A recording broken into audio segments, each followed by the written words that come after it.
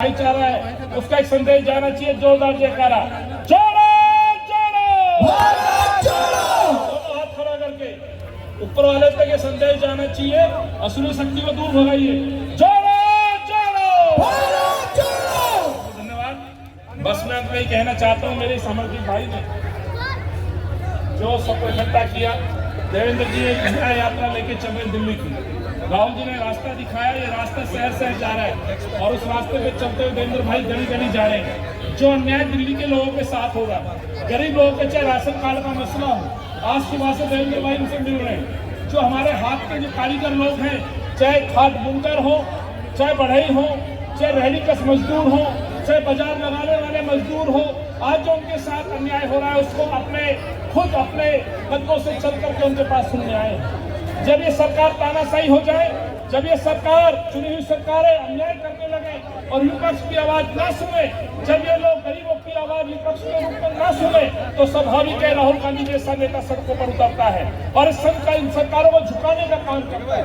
वही आज काम देवेंद्र जी कांग्रेस के कार्यकर्ता कर रहे हैं। दिल्ली के अंदर जो अन्याय हो रहा है, गंदा पानी, महंगाई, उत्पीड़न, ये जो हवा का जो माहौल है, जो भाई मेरे साथी ने कहा बगैर सिगरेट पिए भी आम आदमी भी जो है आज लगभग 10 सिगरेट पीने का धुआं सांसों के दौरान अपने अंदर ले रहा है। इसके लिए भी कोई दोषी है, कोई जिम्मेवार है, ये वर्तमान सरकारें हैं। इसलिए आपसे आग्रह रहेगा, देवेंद्र भाई आपसे बात करेंगे।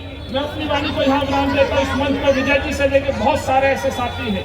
यूथ कांग्रेस का हमारा युवा साथी जीता हुआ है। यहाँ मेरा एक भाई आसिफ मोहम्मद खान साहब ओखला से आए हैं, विधायक हैं, मैं उनका भी स्वागत करता हूँ और माफी चाहता हूँ। यहाँ इस मंच पर दिलीप से लेकर के अमरदीप के साथी, अमरदीप यहाँ से चुनाव लड़ा और उस बच्चे ने लगभग 6000 वोट प्राप्त की। साथी यह कांग्रेस कभी नहीं हारती थी।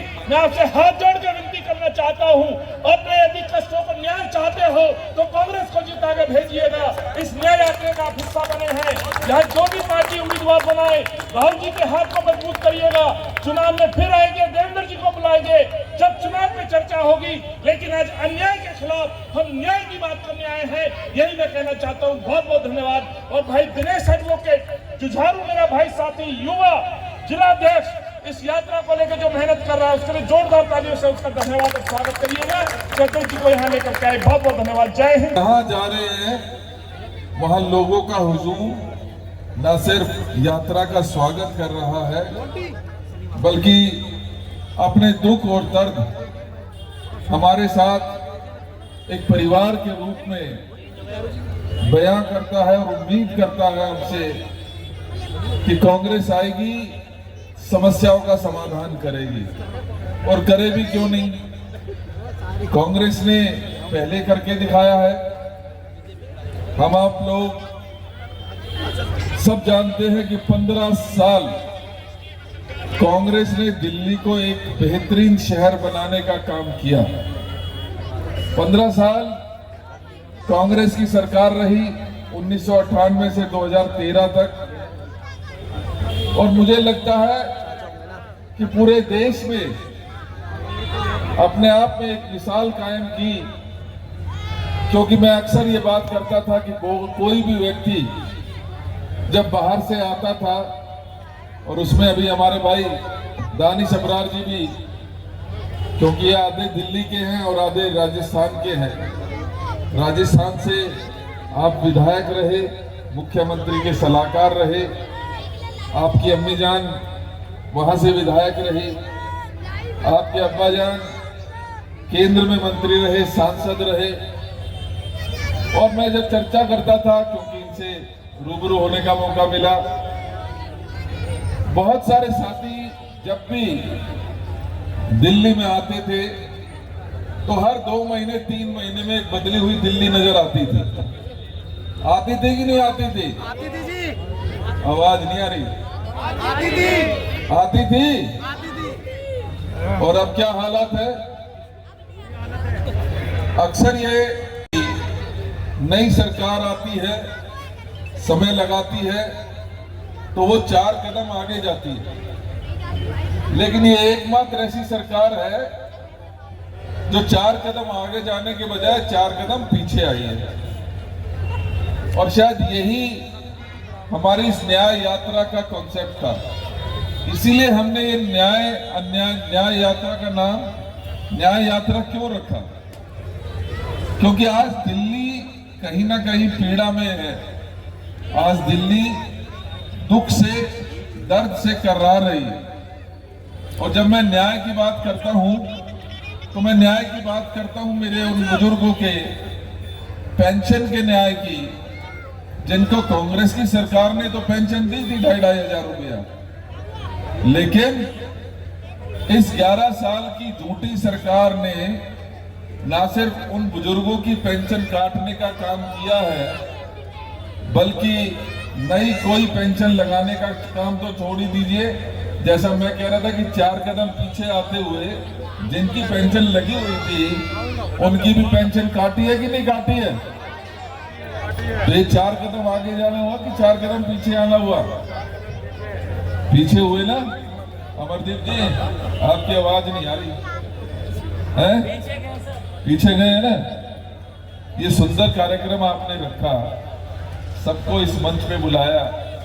सब मैं देख रहा हूं कि बड़े चेहरे सबके खिले खिले हैं, और ये चेहरे इसलिए खिले हैं क्योंकि ये जनता के बीच में रहते हैं, दुख दर्द तो जानते हैं, लेकिन आने वाले समय में बदलाव भी आप लोग महसूस कर पा रहे हो। मुझे खुशी है कि दिल्ली की जनता आज बदलाव चाहती है, और ये बदलाव होकर रहेगा 2025 में, मुझे पूरा विश्वास है।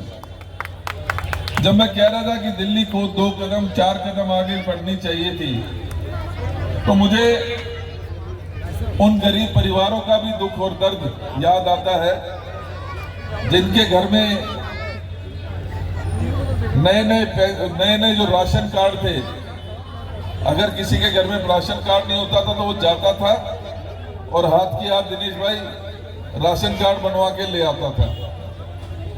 अब पिछले 10 साल में कोई नया राशन कार्ड नहीं बना ना। हालत यह है कि जिनके थे और रिन्यूअल के लिए चले गए तो वो भी वापस आए नहीं। गलत बात तो नहीं कह रहा मैं। तो उम्मीद तो ये थी कि गरीब परिवार को राशन मिलेगा, उसको अपनी इज्जत की रोटी मिलेगी। हुआ उसका बिल्कुल उलट।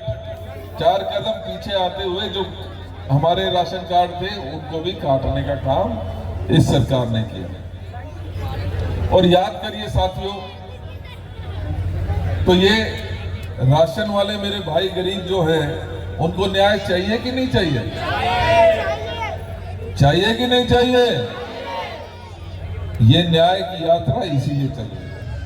आज हम लोग और आप याद करिए कि केजरीवाल ने 11 साल पहले ये लंबी लंबी बात करता था कि मैं भ्रष्टाचार मिटा दूंगा, और जो शीला जी की सरकार है वो भ्रष्ट है, उसके हर एक मंत्री भ्रष्ट है, और जैसे ही 6 महीने में मैं सरकार बनाऊंगा तो इन मंत्रियों को और मुख्यमंत्री शीला दीक्षित जी को जेल भेजूंगा। कहता था कि नहीं कहता था? और इतने बंडल के बंडल कागज लेके घूमता था। गलत तो नहीं कह रहा माता जी? हुआ क्या? शीला जी या उसका एक मंत्री के खिलाफ कोई एफआईआर हुई नहीं, किसी के खिलाफ एक चार्ज साबित हुआ नहीं, लेकिन उसके उलट दिल्ली के जो अपने आप को खुद का सर्टिफिकेट देते हैं कि हम कट्टर ईमानदार हैं, और कट्टर ईमानदारी का अगर किसी से सर्टिफिकेट लेना है तो इस जनता से लेना चाहिए कि नहीं लेना चाहिए? क्या वो भ्रष्ट आदमी जो जेल जाता आता रहता है, जिसके सारे मंत्री कभी ना कभी जेल में रहे, चाहे वो सतेंद्र गर्ग हो, मनीष सिसोदिया हो, चाहे संजय सिंह हो, और जो लोग नहीं जेल गए वो इनकी पार्टी को छोड़कर चले गए कि नहीं चले गए? किस डर में? अभी 2 दिन पहले कैलाश गहलोत छोड़ के गया, सीधा भाजपा में गया, क्योंकि अगर यहां रहता तो जेल जाता। और दूसरी तरफ एक ऐसी पार्टी है जिसमें भ्रष्ट आदमी आते हैं और वो उनको सर्टिफिकेट देते हैं कि अब ये ईमानदार हो गए, इनके खिलाफ कोई कार्रवाई नहीं होगी। वो तो एक ही पार्टी है ना, भारतीय जनता पार्टी। एक वॉशिंग मशीन लगा रखी है, सही कह रहे हैं। इधर से भ्रष्ट जाता है और उधर से साफ सुथरा धुल के निकल आता है। फिर उसके खिलाफ कोई ईडी का केस नहीं, कोई सीबीआई का केस नहीं, कोई इनकम टैक्स का केस नहीं, फिर तो वो साफ सुथरा हो जाता है। आज मुझे दुख होता है जब इनके लगातार 17 के करीब ऐसे विधायक हैं जो इस दौरान जेल में गए। मुझे याद आता है क्योंकि 2013 में जो सरकार बनी थी, हम भी उसके हिस्सा थे, क्योंकि 8 ही लोग रह गए थे कांग्रेस के। मुझे भी मौका मिला था विधायक बनने का उस समय भी। तो ये कहता था कि मैं लोकपाल मजबूत लेके आना, ताकि कोई भ्रष्टाचार विधायक या उनके मंत्री करेंगे तो उनको जेल भेजने का काम करेंगे। मैं अब सोचता हूँ 11 साल के बाद, और उस चक्कर में उसने रिजाइन कर दिया था, अगर आप लोगों को याद हो तो।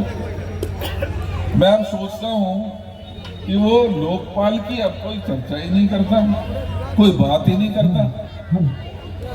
गलती से ये लोकपाल बिल मजबूत आ जाता तो अभी तो 17 है, मुझे पूरा विश्वास है इनके जो 62 के 62 विधायक है ना, वो 100% जेल जाते, एक भी कोई भ्रष्टाचार से बचा नहीं है।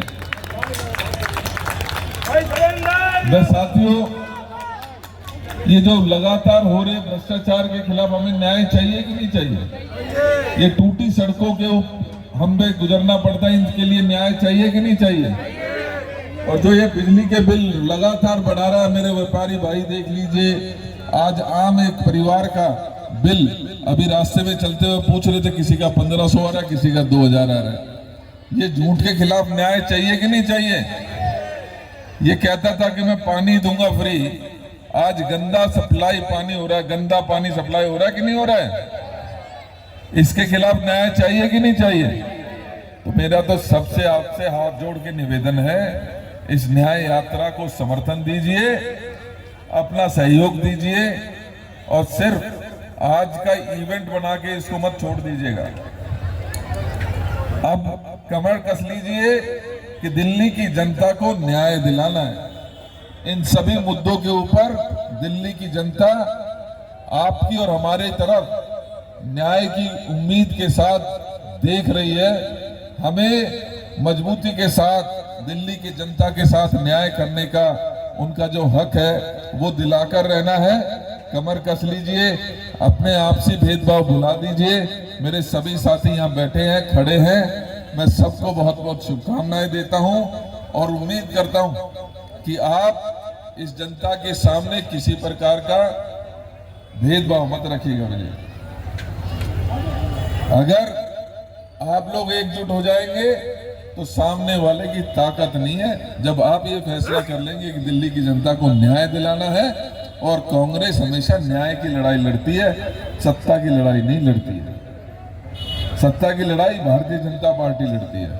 तो मैं आपसे यही कहना चाहता हूं कि मेरे भाइयों, सब साथ रहिए, मजबूत रहिए और दिल्ली की जनता को न्याय दिलाइए, ताकि 2025 में एक मजबूत कांग्रेस की सरकार बन सके और हम दिल्ली की जनता के साथ उनके हकों को दिलाने का न्याय दिला सके। बहुत बहुत धन्यवाद आपका। जय हिंद, जय भारत।